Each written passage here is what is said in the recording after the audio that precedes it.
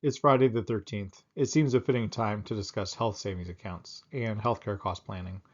Thanks for joining me once again. It's Matt with Trading Your Job. The health savings account is a powerful way to invest for future healthcare expenses.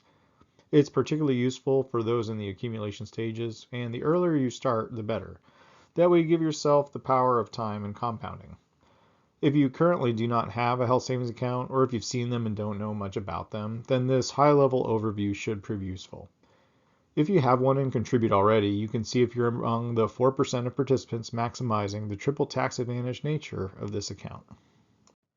So why think about investing for healthcare related expenses specifically?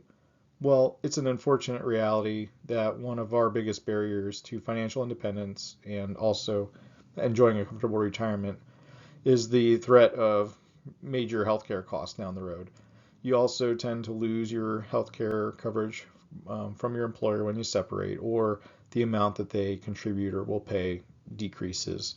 And also, it's just less and less that the employer covers anything for you once you leave. The companies that used to do that were more pension based, and that's just really gone away. So, also as we age, it just becomes more likely we will require some sort of frequent care, more an expensive procedure. But even young people can benefit from this type of account because it creates another layer of financial security. Also important to note is something like 2/3 of bankruptcy filings cite medical issues as the main cause. Because if you lose your ability to earn money and you do not have long-term disability insurance that's income replacement, that could likely happen to you very quickly, even if you're otherwise well prepared. Before we go any further, just want to say this is a high-level overview of a health savings account. There is no way I can know your tax situation, current healthcare coverage, options, anything like that. So make sure to speak with a benefits counselor or a tax counselor with any follow-up questions in either of these areas. There are a few different types of medically related accounts. The only type I'm talking about here is the health savings account. You have to have a high deductible health plan to participate in a health savings account. And the high deductible plan, as the name implies, you pay more out of pocket before benefits kick in. There is still an out of pocket maximum. I'll go over that closer to the end of the slides here. If you have a spouse, they can't have other healthcare coverage that, between you. You have to have one high deductible plan and one health savings account among your household. So if this year you don't have one or you're ineligible to participate, you can start planning for the next benefit enrollment or qualifying life event. It's important to have a good amount of emergency reserves and savings when starting a health savings account out because the difference in out-of-pocket cost the first years can be high. If you stick with it though, the long-term benefit of the health savings account is much greater. I do think that health savings account is a misleading name because savings implies it's like held at a bank and FDIC insured. And the main goal of the health savings account is to be an investment account. It's to grow it over time. That's how to maximize the tax advantages. So currently only about 4% of people with health savings accounts are maximizing them. And what does maximizing look like? Well, you put in the maximum contribution allowed every year, and then you invest the money that's inside of it, and you don't reimburse yourself now. You allow the money to grow and compound. So this is kind of similar to your 401k, 403b. You don't want to take distributions on it now. You want it to grow into a big amount and let compound interest work its magic. So ultimately, health savings account has the same goal that someday the account is big enough to generate enough return to cover all your retirement healthcare expenses. It's helpful to see how much that could grow to be. So on the investor.gov compound interest calculator, I entered zero as the starting balance, $320 a month in contributions for a single person, and then 20 years of time with a return of just 6% a year. So it puts you right in line with the average retirement healthcare cost for one person. So the estimate here, 157,000. If you were contributing the max for two people, the amounts here would just be doubled.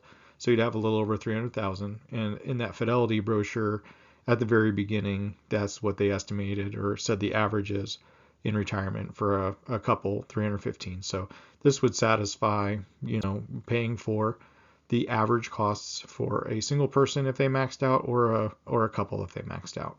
The goal then would be to use these earnings or growth for ongoing medical expenses. The key health savings account benefit is that they're triple tax advantaged. That means that the contributions that you make reduce your taxable income in the year that you make them. The investments inside the account grow tax-free. You can still make changes to the investments themselves, but as long as no money is going to your checking account, then you can just make changes. And then withdrawals are tax-free anytime for qualified medical expenses. Once you reach age 65, you can take withdrawals for any reason. You don't need to have a medical expense to match it up to, but you would pay ordinary income on withdrawals that don't have a qualified medical expense. There is no penalty after age 65.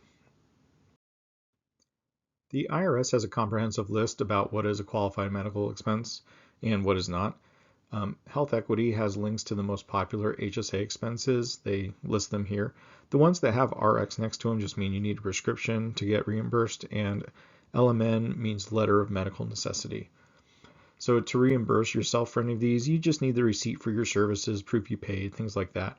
And you can just upload them on a custodian site, and well, at least with the one that we use, Health Equity, it's really easy. You just click reimburse me and they'll send the funds to your bank account. As far as non-qualified expenses, the list here is because people have tried to get reimbursed for these items, but they do not qualify for reimbursement. These are listed on the Health Equity website, but the IRS also has a list of things that you can't get reimbursed for. As far as what the account itself actually looks like, when you log into the provider or the custodian, we use Health Equity. This is what Health Equity looks like.